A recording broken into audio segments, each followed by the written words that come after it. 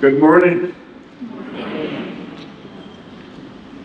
That's part of the aging process. You thank God for each morning you can say that. In August of 1995, I had a first-hand experience of the importance of listening and consulting with those who are aging concerning their input about what will happen to them the latter parts of their lives. Actually, it was my own mother. And all of us, myself and all my siblings, gathered together that day, hot day of August, to decide about my widowed mother, who is now around 87 and approaching some difficulties in life. She was very active in a little parish in Hempstead. She attended daily mass. She visited 2 nursing homes, taking communion to them once a week. She would work with 2 other ladies from the parish and cleaning the church each week. She was just very active. But one day as she was cleaning the house, she tripped over the extension cord for the vacuum cleaner and she fell backwards and hit her head on a space heater. And the next day she was in great pain, so she went to the local doctor and he said, you'll be fine, just get some rest, take an Advil.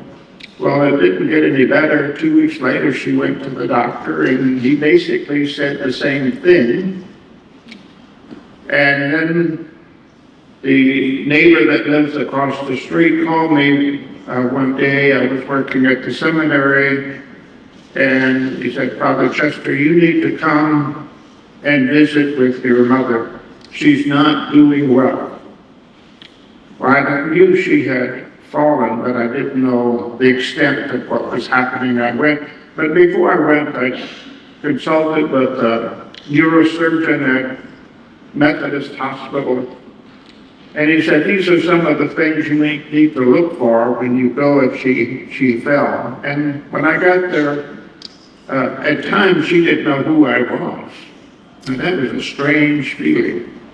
So I gave the symptoms, I called the doctor, and he said, put her in the back seat of your car and you come directly to Methodist Hospital and I'll meet you there. And so we arrived and it was discovered she had a huge hematoma, blood clot. And what had happened was that one side of her brain was swollen and pushed the other side of the brain to the extent that it caused a lot of problems for her. And so after emergency surgery that evening and 2 brain surgeries in the next 2 months, when she came out of that experience, she was no longer able to get around, not even through a walker. She lost her mobility, although she was still very sharp, knowing what was going on. So that was the reason we gathered. And so we got together that August afternoon. We sat around under the tree there at her home, and we discussed what we were going to do with Mom because no one was available to take care of her. And so we decided the best thing to do for Mom was to put her in a nursing home, and we would figure out how to visit her and so forth. So it took us about an hour and a half to decide how we were going to do this, who was going to consult with whom. But I would have liked to go and sit with Mom, and everybody else came into the room. So before I opened my mouth, she said, I am not going to a nursing home. Now you need to know that my mom had 7 sons and 2 daughters. The sons ranged from 6'6" to 6'1". we kind of resemble professional offensive line when we came in. I mean, we're big guys. And this little woman, she was barely 5 foot tall. She made us stop right there. And then became, we were ready then to discuss with her about her future. I say that because I think sometimes, even in families, we want to resolve things for the aging that maybe they're not ready to do that. Huh? So if you keep that kind of scene in mind, I wonder if this wasn't kind of what was on my mother's mind at the time. It's a reading from Psalm 71. It's entitled, or the title of it given in the Bible that I use, it's a prayer in time of old age. In you, Lord, I take refuge. Let me never be put to shame. In your justice, rescue and deliver me. Listen to me and save me. Be my rock and refuge, my secure stronghold, for you are my rock and fortress. My God, rescue me from the power of the wicked, from the clutches of the violent. You are my hope, Lord, my trust. God, from my youth, do not cast me aside in my old age. As my strength fails, do not forsake me. For my enemies plot against me. They say, God has abandoned that one. No one will come to the rescue. God, do not stand far from me. My God, hasten to help me. I will always hope in you and add to all your praise. I wonder if this wasn't really the thoughts for my mother as we met and deliberated that day. See, the fact is, God did answer her prayers. About that same time, my second youngest brother discovered he had a debilitating illness, health issue, which made him quit his job. He would have to stay home for at least 2 years, the doctor told him, to recover his health. And he was able to move back home. He was able to get training from the local county nursing crew that taught him how to take care of someone who is bedridden, how to, with a little machine, lift them, to use the bathroom, to sit in a chair, to eat, all those things that are necessary. He learned how to do that. And it was a godsend because we were able to support him while he took care of Mom every day. She was able to live a little bit longer than 5 years. She would probably say about 3 or 4 rosaries each day for those adult children of hers that wanted to put her away. She would watch, especially the evening news, local, national, international, and she could carry on a very intelligent conversation with us, knowing much more what was going on than we did. It was a wonderful time in her life to share her story, in a sense, with us. So I would like to kind of approach spirituality of the aging kind of from that perspective. How do we listen to the aging? How do we invite them to let us know what they need in terms of living in the second half of their life, if you will? I want to offer some considerations for spirituality of aging, which can guide ministry in our parishes towards those who require and need that type of ministry. These thoughts are based on my own experience of aging, some research I have done, but especially some reflections from Pope Francis that he's given in recent years, but all the way through his pontificate. Pope Francis has reminded us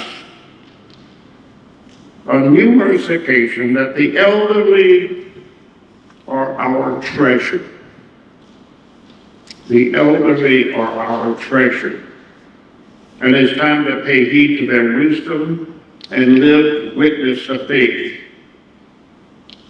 The Pope mentions that each day, when he opens his breviary, the Liturgy of Hours, that we pray each day, a letter from his grandmother greets him, his grandmother Rosa, who wrote him a letter on the occasion when he was ordained a priest.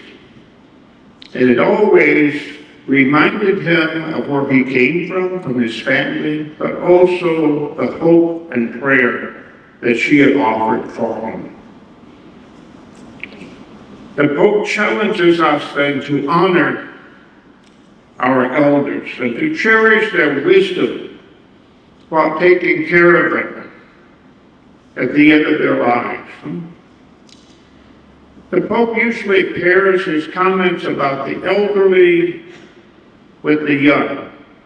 He says the elderly can relate the history of a community, of a group of people. He can speak from experience of the journey that everyone has made. It can ground us in the reality that things don't just happen overnight. The elderly can speak about faith, the teaching of the church, and how we respond to that teaching, how do we respond to the gospel. I fondly remember growing up as the smallest the youngest years of my life. My Uncle Lee, Borski, he was the oldest of my father's family. There were about 12 of the family. But once a year, when my Uncle Lee came to visit us, all the children, all the teenagers and young adults, and all the older folks would gather. If it was good weather and comfortable outside, we'd gather on the front porch and we would listen to Uncle Lee. Or if it was cold, we would get inside. Because he would tell stories about the Borski clan from the early 1900s all the way until 1950s and 60s. So, stories that my father never told us. I can remember one story. In fact, my father and two of his buddies were making moonshine during the Prohibition days. And as they had their little still out in the woods, there was a skunk that fell in the still, and the brew that they had put together, they said, we can't wait. I mean, it took too long to get to this stage, so they fished out the skunk, put the moonshine in bottles, and they took it to a wedding that was taking place. They in turn had other moonshine that they were selling, so they traded. So they got rid of their moonshine that had skunk in it and brought some good moonshine back home. So they knew how to manage difficulties. But that kind of story just, we were enthralled in listening to that. He was very unique in telling stories, but that's what the Pope is saying. You need to listen to the elders of our community to tell stories. And everybody enjoys a good story. And it connects us with our families, connects us with the community, but connects us with the reality of life itself. Pope Francis advises us that today's culture tends to get rid of all weakness, disability, and frailty and create kind of a perfect round world around us. We tend to hide those things that we don't want to see, thinking that they will go away. He urges those in charge of ministry to the elderly to create a place in our parishes for the elderly where they can help build the community of faith. We're to be mindful of our worship space, where the elderly and those perhaps who are physically challenged can join with us when we celebrate the Eucharist and the other sacraments. We need to provide meeting accommodations and fellowship opportunities for those who we need to listen to and those who need to be part of the decision-making process.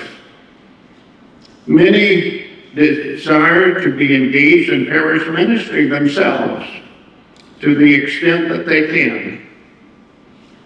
When I arrived at St. Martha's Parish in 2001, I've been in seminary work for 25 years or so. I came and the church was, the old church had no narthex and very little space in the back. And we had a few slots for people in wheelchairs. So I decided let's see what happens. And we would just take out the back two pews, which were pretty long, and replace them just with chairs with armrests. I'm not sure if you know that that's important for us old people to get ourselves up. It was amazing. In probably 2 or 3 months, the attendance of the elderly and those in wheelchairs probably quadrupled. And it just simply said something to me about the need that we have in all parishes to provide that space where the elderly can join us and be present to us. When we were building our new church, I learned something else. We tended to put all the spaces for the elderly or those in wheelchairs in the back of the church. And they said, no, some of us had worshiped right up front, like my mother was. She was always in the front pew of the church. So we decided, and it worked out beautifully, to provide space for wheelchairs throughout the area for the church, so that people could gather closer to families, closer to what they had been used to. So simply to recognize the need of our elderly, and to do that at the parish level and practical things can help us immensely. Pope Francis also points out the changing demographics. There is an unprecedented worldwide growth of people who are over 65. For the first time in our history, children under 5 years of age are outnumbered by those over 65. And that will only continue. And we will see the results of that in the future. So all of these things the Pope has been asking us to look at, to recognize, and to see that as vital to our ministry, especially the parish level. In her book, Let This Be the Time, subtitled Spiritual Essentials for Life's Second Act, Dominican Sister Janet Schaefer offers a number of needs that we need to consider when developing a spirituality for the aged. She has quite a few in there. I'm going to just mention 5, which I think are the most important in my own experience. The first need is to recognize that we are to live a life of meaning and purpose. If you were to go to a bookstore and on the shelves you would see many books about how to be happy, the concern about happiness, as well as websites. The real question is not so much about happiness as it is about meaning. Do I have meaning in my life? Happiness and meaning are quite different. The growth that can occur in later years come from moving from a life of success to a life of significance and meaning. Life has meaning by just being who I am and not having to produce and prove my worth for what I do. The goal of the journey of life is to become our most authentic self.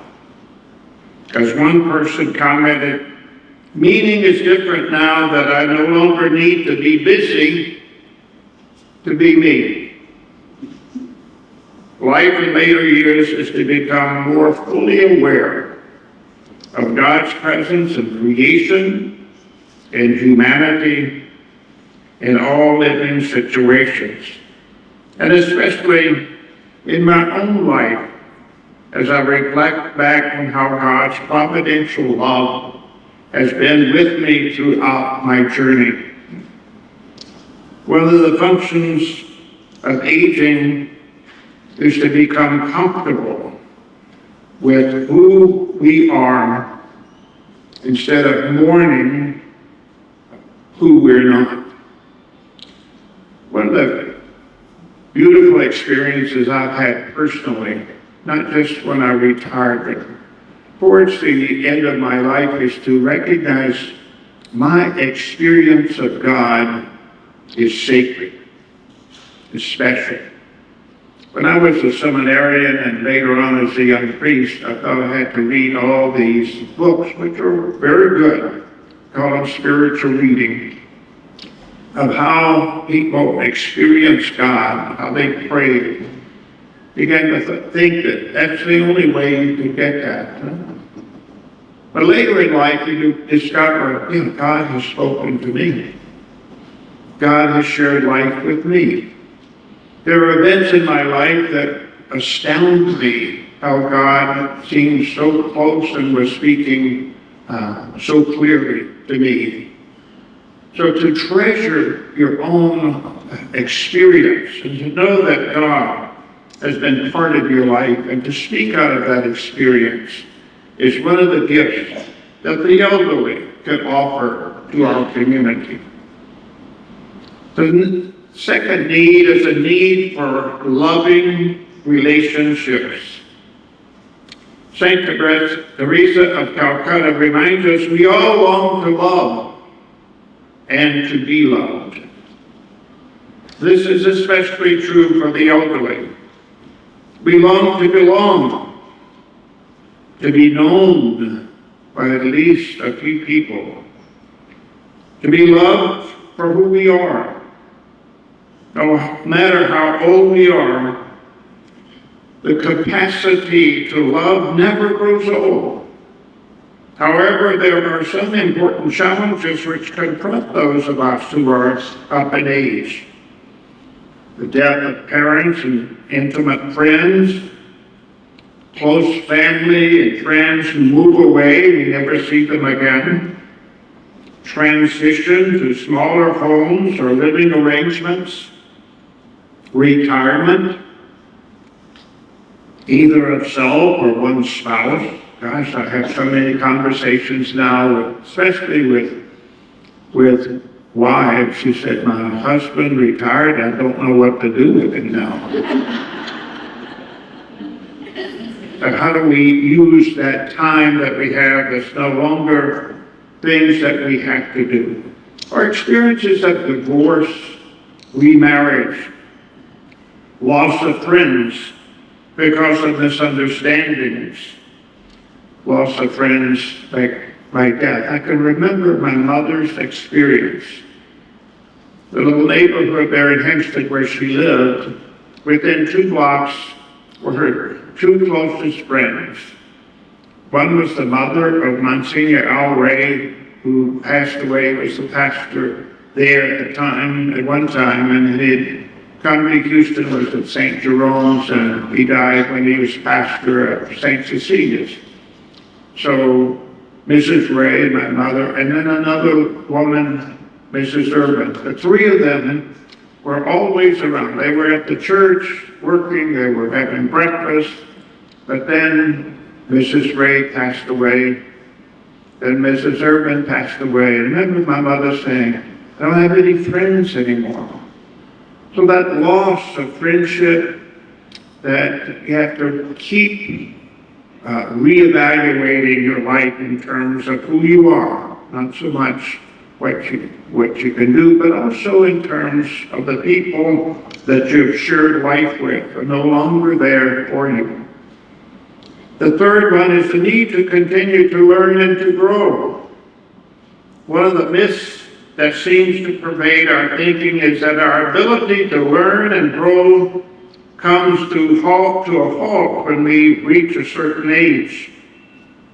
The reality is that older people, while challenged in certain areas, like trying to remember the many passwords we have to remember, or how to work QR code, or what is that, may perform better in many areas of life than the young.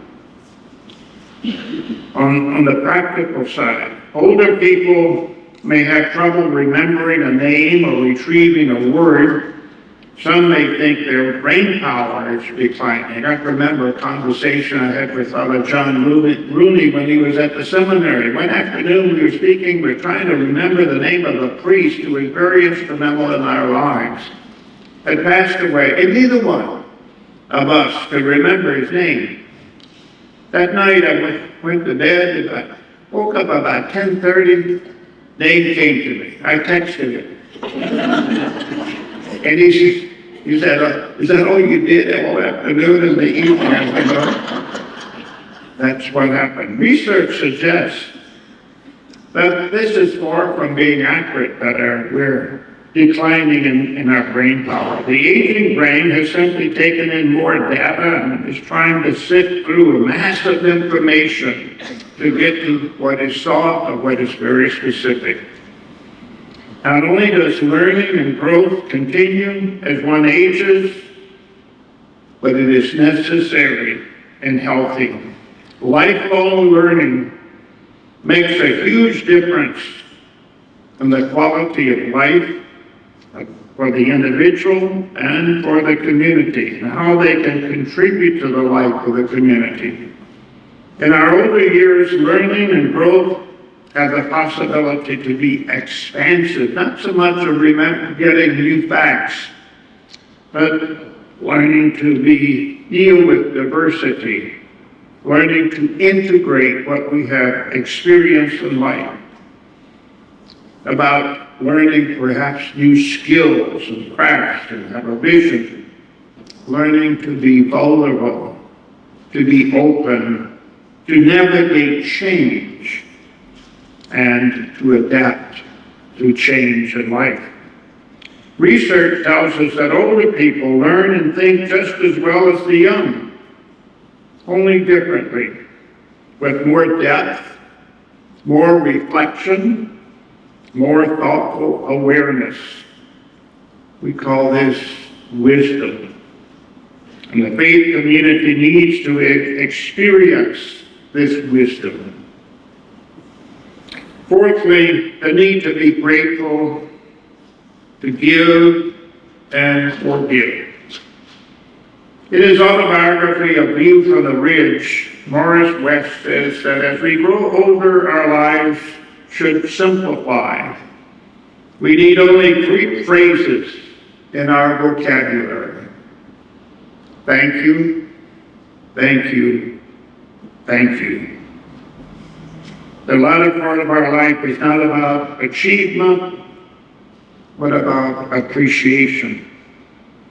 One of life's greatest questions is not about what happens to us,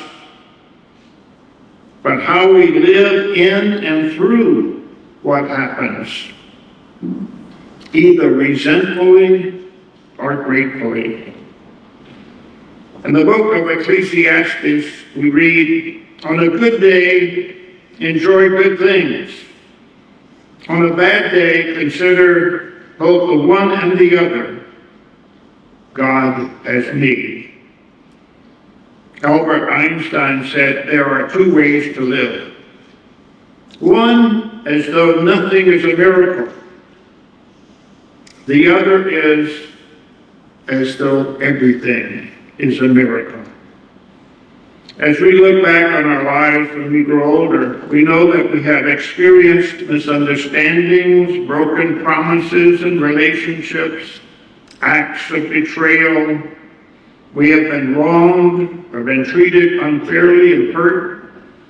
Some spiritual writers have suggested that in the first half of life we struggle with sins against the sixth commandment and the passionate energy of youth, while during the second half of life we struggle with sins against the fifth commandment, resentment, anger, hatred, revenge, bitterness.